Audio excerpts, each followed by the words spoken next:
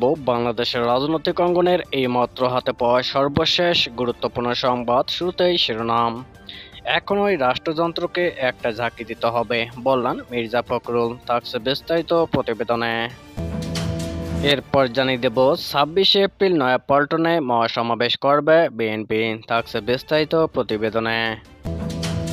সবশেষে জানিয়ে দেব জাতীয় পার্টিতে আবারও ভাঙন, রওশনের নেতৃত্বাধীন জাপার আংশিক কমিটি ঘোষণা, থাকছে বিস্তারিত প্রতিবেদনে। এতক্ষণ শিরোনাম শুনছিলেন, এবার বিস্তারিত। গণতান্ত্রিক রাজনৈতিক দল সহ সব মানুষকে এক হয়ে স্বেচ্ছার কণ্ঠে রাষ্ট্রযন্ত্রকে ঝাঁকি দেওয়ার আহ্বান জানিয়েছেন বিএনপির মহাসচিব মির্জা ফখরুল ইসলাম আলমগীর। শনিবার সন্ধ্যায় রাজধানীর ইঞ্জিনিয়ার্স ইনস্টিটিউট মিলনায়তনে এক নাগরিক শোকসভায় তিনি এসব আহ্বান জানান। গণস্বাস্থ্য কেন্দ্রের প্রতিষ্ঠাতা বীর মুক্তিযোদ্ধা ডক্টর জাফরুল্লাহ চৌধুরীর প্রথম মৃত্যুবার্ষিকী উপলক্ষে এই শোকসভার আয়োজন করা হয়। ফখরুল বলেন, আমরা একটা ভয়াবহ শাসন ব্যবস্থার মধ্যে পড়েছি। অবলীলায় এখানে হত্যা গুম করা হয়, আর আমরা কঠিন সময় অতিক্রম করছি। দেশের রাজনৈতিক ও অর্থনৈতিক অবস্থা ভালো নয়। বিচার ব্যবস্থা দলীয়করণ হয়ে গেছে।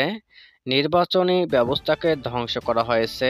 ধ্বংস করার আর কিছুই অবশিষ্ট নেই। মুক্তিযুদ্ধের চেতনা আর নামমাত্র নেই। লুটপাট করে দেশের সংবিধান, নির্বাচন সব ধ্বংস করে দিয়েছে। বিএনপির মহাসচিব বলেন, রাজনৈতিক অর্থনৈতিক সংকট ভয়াবহভাবে আমাদেরকে আক্রমণ করেছে। এর থেকে বেরিয়ে আসার জন্য আমরা হাত পা ছুটছি। যারা রাজনীতি করে কর্মী আছি তারা বিভিন্নভাবে চেষ্টা করছে। নিগৃহীত ও নির্বিচার নির্যাতিত হচ্ছে। নেতাকর্মীরা জীবন দিচ্ছেন, তারপরেও দানবকে সরানো যাচ্ছে না। তিনি বলেন, এজন্য প্রয়োজন জাতি ঐক্যবদ্ধ হওয়া। যারা দেশকে ভালোবাসেন, যেসব রাজনৈতিক দল গণতান্ত্রিক একটা ব্যবস্থা তৈরি করতে চান, তাদেরকে এক হয়ে স্বেচ্ছার কণ্ঠে রাষ্ট্রযন্ত্রকে ঝাঁকি দিতে হবে। তবে বীর মুক্তিযোদ্ধা ডক্টর জাফরুল্লাহ চৌধুরীর স্বপ্ন বাস্তবায়িত হবে। আগামী 26 এপ্রিল রাজধানীতে মহাসমাবেশ করবে ঢাকা মহানগর দক্ষিণ বিএনপি। ওই দিন দুপুর 2:30টায় নয়াপল্টনে দলের কেন্দ্রীয় কার্যালয়ের সামনে সমাবেশ ও মিছিল অনুষ্ঠিত হবে। শনিবার 20 এপ্রিল মহানগর দক্ষিণ বিএনপির দপ্তর সম্পাদক সাইদুর রহমান মিন্টু স্বাক্ষরিত এক বিজ্ঞপ্তিতে একথা জানানো হয়। ঢাকা মহানগর দক্ষিণ বিএনপির সিনিয়র যুগ্ম আহ্বায়ক নবী উল্লাহ নবী ও যুগ্ম আহ্বায়ক হারুন উর রশিদ সহ নেতাকর্মীদের মুক্তির দাবিতে এই সমাবেশ করা হবে। সমাবেশের অনুমতি চেয়ে এরই মধ্যে ঢাকা মেট্রোপলিটন পুলিশ কমিশনারের কাছে আবেদন করা হয়েছে। রওশন এরশাদের নেতৃত্বাধীন জাতীয় পার্টির আংশিক কমিটি গঠন করা হয়েছে। আংশিক কমিটিতে প্রেসিডিয়াম সদস্য, উপদেষ্টা, যুগ্ম মহাসচিব, সাংগঠনিক সম্পাদক ও সম্পাদকের নাম ঘোষণা করা হয়। শনিবার 20 এপ্রিল রাতে এক সংবাদ বিজ্ঞপ্তিতে এই তথ্য জানান দলটি।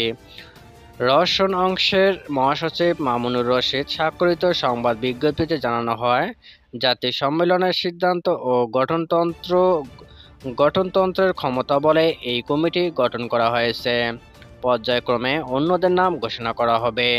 কমিটির প্রেসিডিয়াম সদস্য হলেন রফিকুল হক হাফিজ, নুরুল ইসলাম মিলন, ফখরুজ্জামান জাহাঙ্গীর, জাফর ইকবাল সিদ্দিকী, কাজী হাবিবুল্লাহ, বেলালী, ডক্টর কের আর ইসলাম, নিগার সুলতানা রানী, আবুল কাশেম সরকার, ইয়াহিয়া চৌধুরী, শফিকুল ইসলাম শফিক, শঙ্কর পাল, আমানত হোসেন, জাহাঙ্গীর আলম পাঠান, মোহাম্মদ ফারুক, আব্দুল গাফফার বিশ্বাস, নুরুল ইসলাম নুরু, তুহিনুর রহমান।